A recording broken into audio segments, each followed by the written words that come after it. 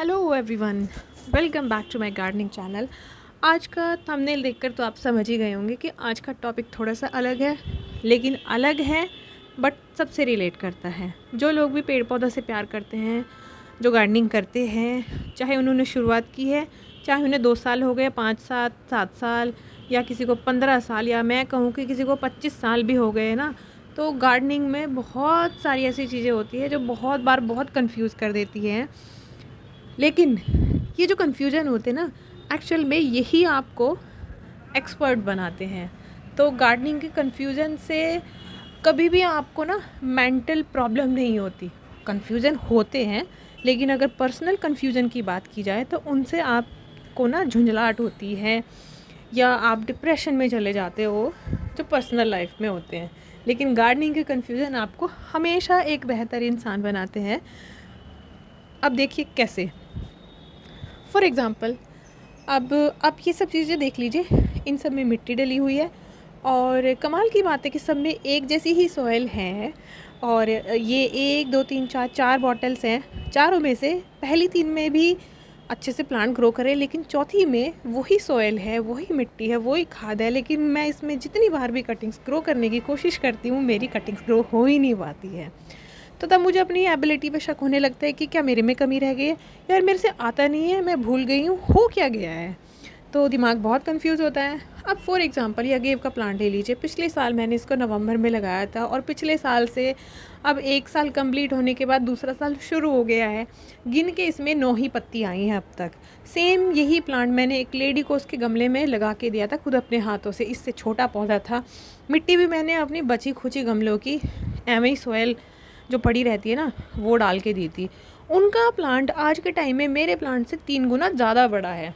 अब बताइए, ये कन्फ्यूज़न हो गया ना दिमाग में। अब मुझे अपनी ही क्षमताओं पे शक हो रहा है कि यार मेरे को आ नहीं रहा है क्या, कमी कहाँ रह गई है।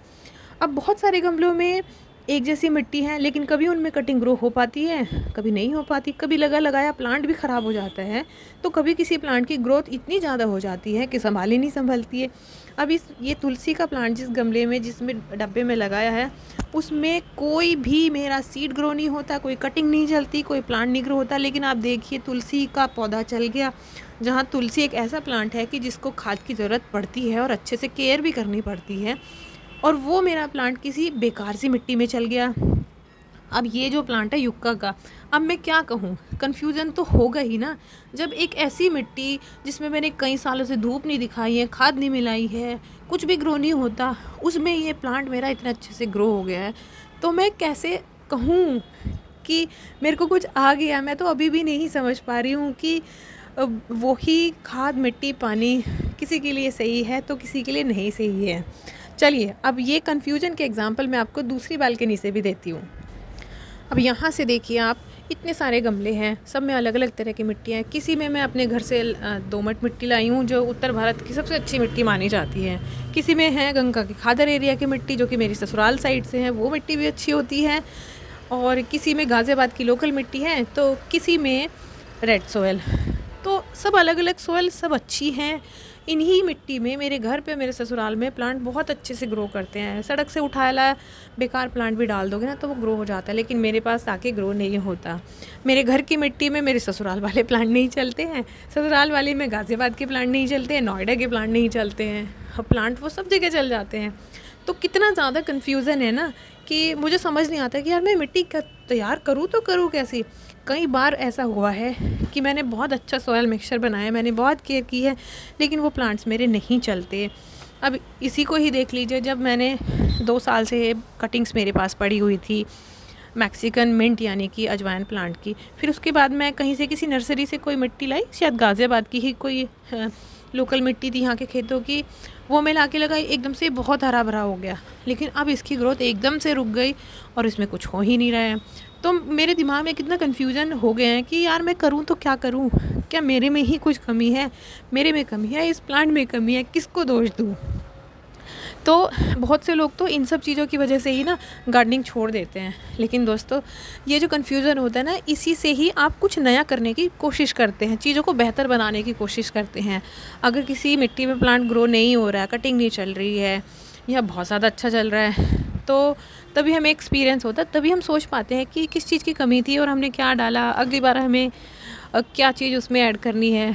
अब ये मैं आपको बता क्यों रही हूँ, क्योंकि गार्डनिंग ऐसी चीज़ है ना कि उसमें आपको खुद से एक्सपीरियंस करना होता है। आप बहुत सारी वीडियोस देख लीजिए, अब उन वीडियोस को देख के ना वो एक्सपीरियंस नहीं ले सकते जो आप खुद से अगर अपने हाथों से उस चीज़ को नहीं करोगे।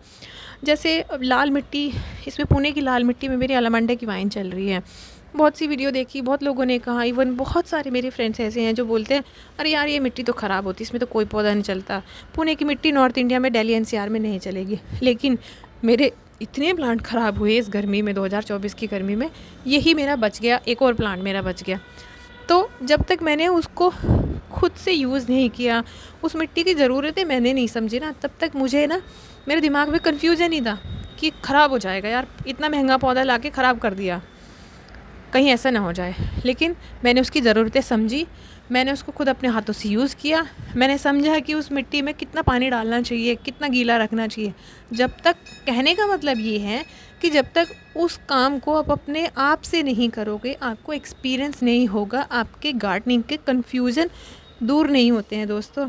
गार्डनिंग आपको हमेशा एक अच्छी चीज़ सिखाता है, पेशेंस रखना, सब्र रखना, प्रकृति से जुड़ना। जब आप गार्डनिंग के काम करते हैं ना, आप बाकी सब भूल जाते हैं। आप 2, 3, 4, 5 घंटे लगे रहते हैं और छोटी छोटी सी चीज़ों को अरेंज करते हैं, उखाड़ते हैं, लगाते हैं। हर बार आप कुछ ना कुछ अच्छा करने की कोशिश करते हैं। तो यही चीज़ें आपको ज़िंदगी में बहुत अच्छी तरीके से ले जाती है। जो लोग प्रकृति से प्रेम करते हैं ना, वो ज़्यादा खुश रहते हैं और वो दूसरों को भी खुश रखते हैं। तो ये आज एक छोटी सी मेरी तरफ से मोटिवेशनल वीडियो थी उन लोगों के लिए जो गार्डनिंग में कन्फ्यूजन के चलते गार्डनिंग छोड़ देते हैं और प्रकृति से दूर चले जाते हैं। आई होप आपको ये वीडियोस, ये बातें मेरी अच्छी लगी होंगी। अच्छी लगी हो तो लाइक ज़रूर करना और इस वीडियो को अपने फ्रेंड्स के साथ शेयर भी कर देना। चैनल को सब्सक्राइब कर लेना और करवा भी देना। तो नेक्स्ट वीडियो में मिलेंगे, तब तक के लिए खुश रहिए, गार्डनिंग आप ज़रूर करते रहिए। Happy gardening, go green friends.